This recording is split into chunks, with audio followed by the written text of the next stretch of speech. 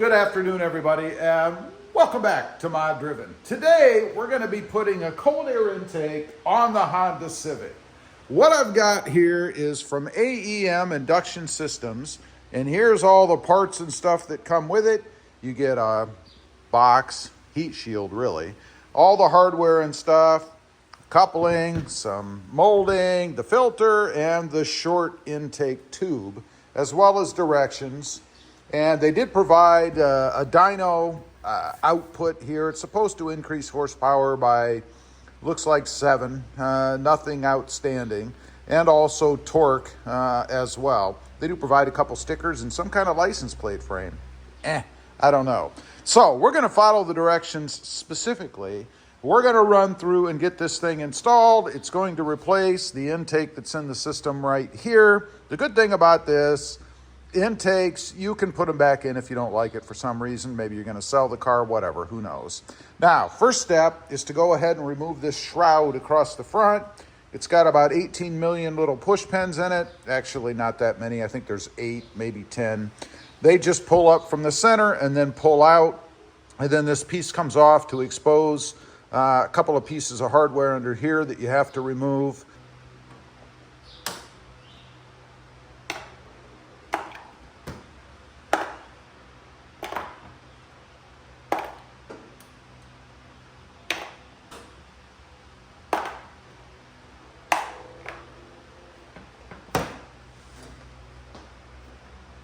One note, there is one here that looks like it should come out.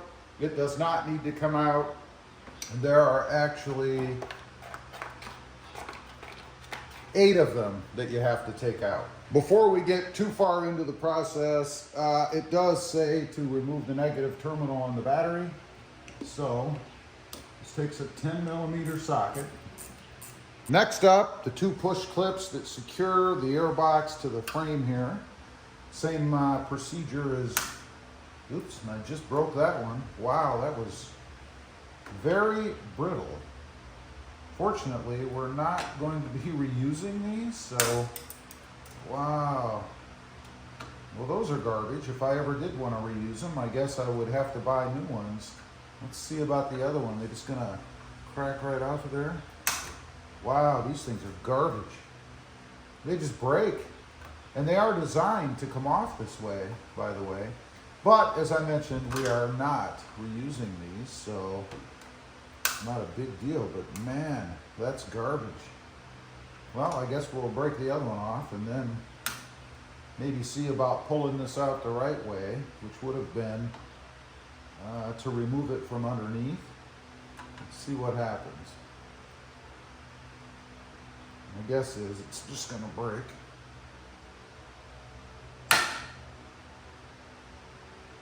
Well, it did pull out. You can see how they're supposed to work, just like the other ones, but again, not a big deal. I'll get the other one out and we'll move on. Next up, you want to remove the mass airflow sensor plug here. You want to go ahead and depress just the end of it, and then it should, just like that, pull right off. And then we have a green twist tie-like thing, or zip tie here. Pair of needle nose pliers. You can squeeze in on the edges of the part that goes through, and then it just pulls off like so. We'll just let that kind of dangle there. I don't want to mess with it too much. Next step is to remove the vent line tube here from the tubing on the intake that is stock. There's a little squeeze together kind of holder on there. A pair of pliers, just kind of squeeze that together. You'll see if you're doing this. It's not too complicated.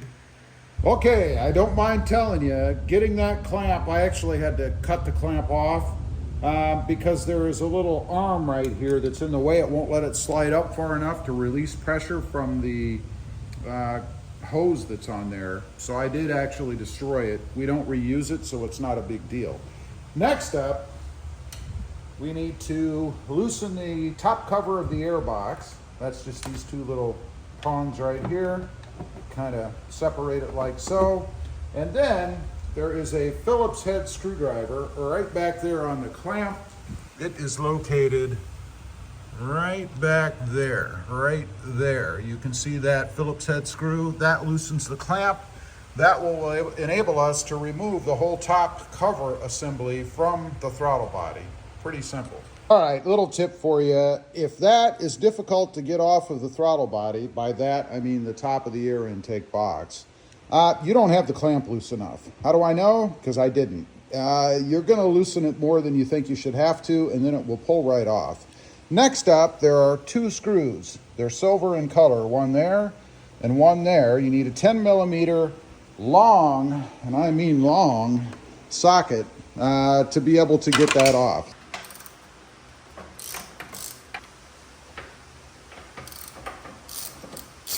They're actually permanently stuck in there, it feels like. So you don't have to worry about dropping them when you pull the gearbox out. There is another fastener on this one I see that is holding it in.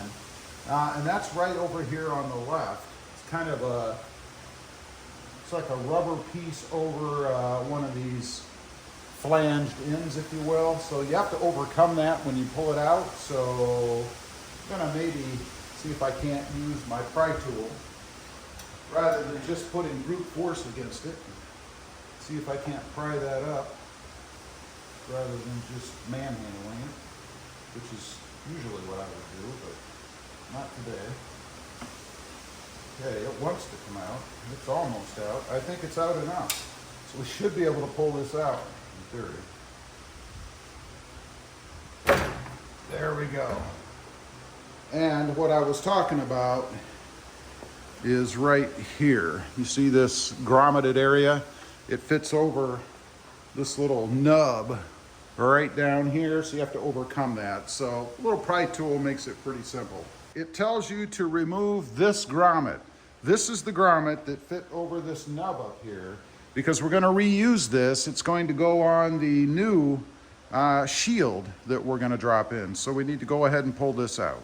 Okay, real quick, I'm jumping ahead a little bit, but I didn't want to forget to tell you later. The grommet that we just took out of the OEM lid goes in the, or bottom rather, goes in the shield here, the heat shield. Put the bottom part in, the smaller part from the bottom, push it up, and it sits just like that in the heat shield. Next up, the directions tell us to remove the mass airflow sensor from the stock top lid. So we're going to do that. Just takes a Phillips screwdriver, hopefully. It should just pull out. Make sure you save those screws. You're going to need them to put it back into the new tube.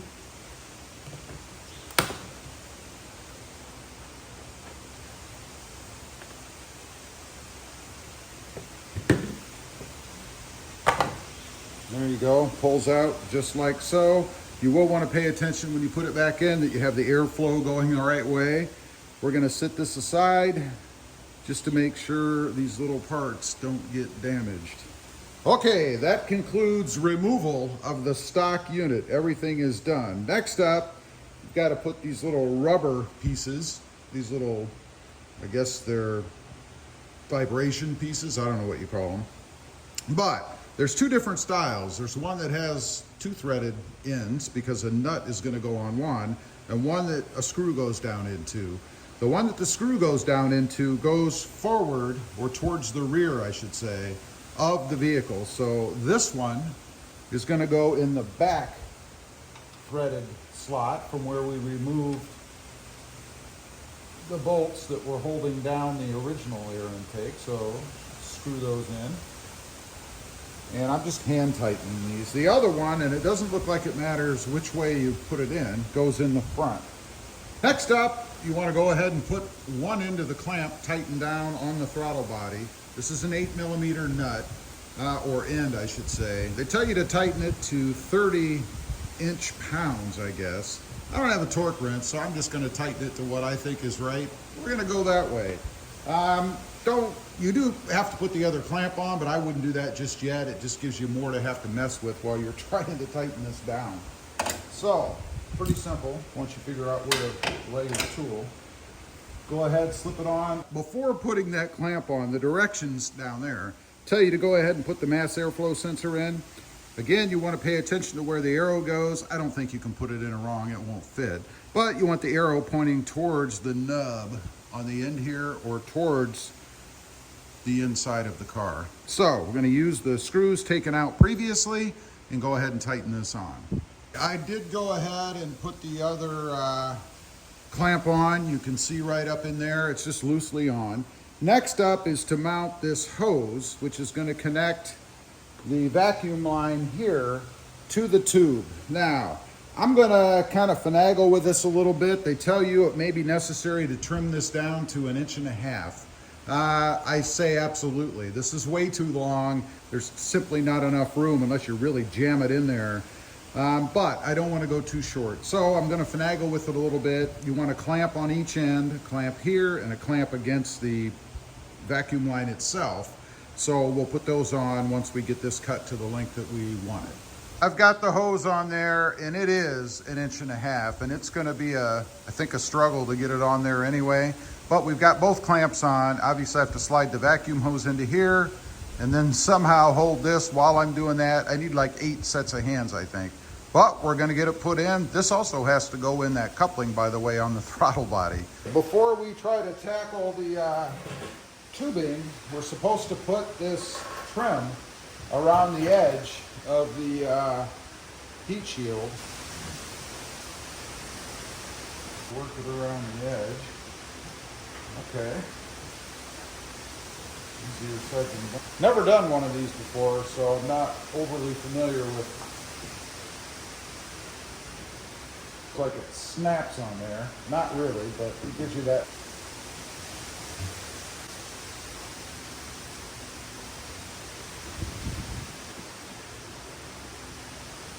There we go.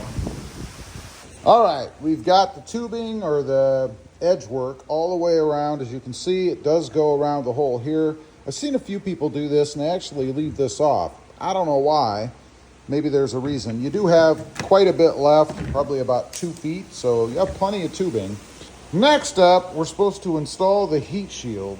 I would do this really loosely. I've seen people have troubles with this, so I would now go ahead and lay the parts in there and get everything kind of fitted before you tighten anything down. So that's what we're going to do next. It's merely a matter of putting the heat shield in, and then the hose or the tube connected to the throttle body, and then of course, and this is where people have had problems, putting the filter in, which looks like it actually sticks out of the hole a little bit, this end, and connects outside of the heat shield on the edge here, this edge. So we're going to do all that, and then I'll let you know what it looks like. A little progress update. I've got it in there after wrestling with everything. Definitely 1.5 inches on that coupling going over the vacuum tube there. And you still have to pull up on a little bit. Just be gentle. You've got a nut you have to put in right down there over that. If you see that kind of silver thing sticking out right there, that takes a nut. Now that's about 8 inches, 6 inches or so. I'd say about 8 inches down. So here's a little tip for you. Take that nut, put it in your socket, and put a little blue tape on the edges of it to hold it in, because you're going to have to thread it down. There's no way you're going to reach your hand down there. And by the way, you do have to put this on with the filter already in, because if you don't, you're not going to get that filter in there. I don't care what anybody tells you, it's not going to happen. It's too tight. Everything in here is very tight. If that's a criticism, the only criticism I have of this so far, it could have been made just a little bit smaller, a little bit shorter, just to make it easier for the install. Okay, we got it wrapped up and we've got it done. And the reason I didn't show all the in-between is because it was just a lot of tedious finagling. So, real quick, we've got the vacuum tube in at the top. You can see right here. Kind of have to manipulate this tubing a little bit. And you have to be careful because one line, I believe, is coolant. So you don't want to disconnect the other one over there for play. It will move around a little underneath the tubing. It's tight. It's very tight. When you first get it set up, before you bolt down the heat shield, the filter was up against the computer here, the brains. Now you can see there's plenty of clearance. It's not touching anything. The only real issue I have with this one is I don't know how you get the filter out without disconnecting stuff. and that would suck. So what I will do when it comes time to change this filter, I'm gonna destroy it. I'm gonna cut it in half or something, I don't know, some way. Pull it on through, and then I'm gonna put a smaller filter in there, which shouldn't be any big deal, but I'm gonna put a smaller filter in there that fits in this opening. Now that's really my only ding against it. I would say from a difficulty standpoint, if you have experience or you're mechanically inclined, it's not too bad. Maybe a 2 out of 5, you know. But if you've never done one of these before and you're not very mechanically inclined, you're going to be frustrated because you have to take your time, and there are things that you learn as you do these things that you may not know. Let's go for a ride. I want to see what it sounds like, if it makes any difference. Also power. Okay, here we go. We're in the car. I have not started it yet, so you guys are going to hear it along with me. Hopefully no pretty gauge warnings come up. But here we go.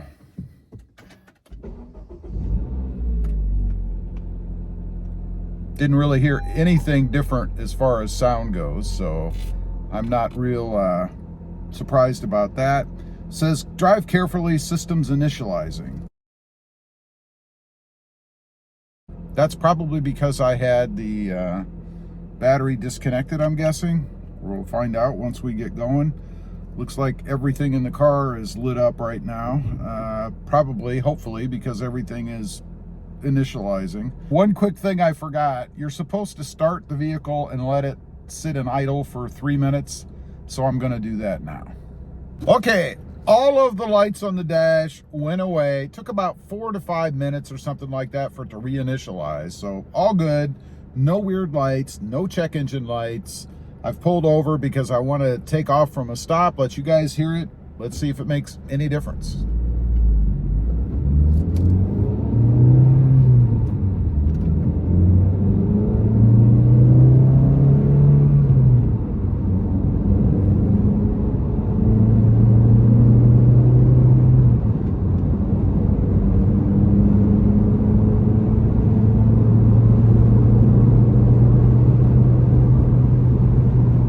Okay, we got up to 65, and I took it slow. I wasn't trying to win a drag race or anything. Maybe slightly. We were a little over 3,500 RPM at the end there as well. I wouldn't say it was anything to write home about. Nothing crazy as far as sound goes. Now, what about power? This might be in my head. It feels a little more powerful. I don't know, it feels quicker. You know, it supposedly only gives you about, I don't know, 7 horsepower addition or something like that. It feels a little more powerful, what can I say? Might be the placebo effect, might be just in my mind, I don't know. I'll know going forward, I guess. Anyway, that's it. That's the install and a quick test drive. I'll let you know, going down the road, how it does. Still no check engine lights or anything, and I'm not anticipating anything. The mass airflow sensor is the only reason you might get a check engine light, and it goes right back in almost exactly where the other one was, in the right direction, so you can't really screw that up. Anyway, leave a comment. Let me know what you think. Have you done a cold air intake on a Honda before, or any other car, and was it as tight as what it was in this car? I'd be curious to know. Also, real quick, I do have 2 additional channels. Rob Motive, all about the Toyota Tacoma, and Rob Motive JT, all about the Jeep Gladiator.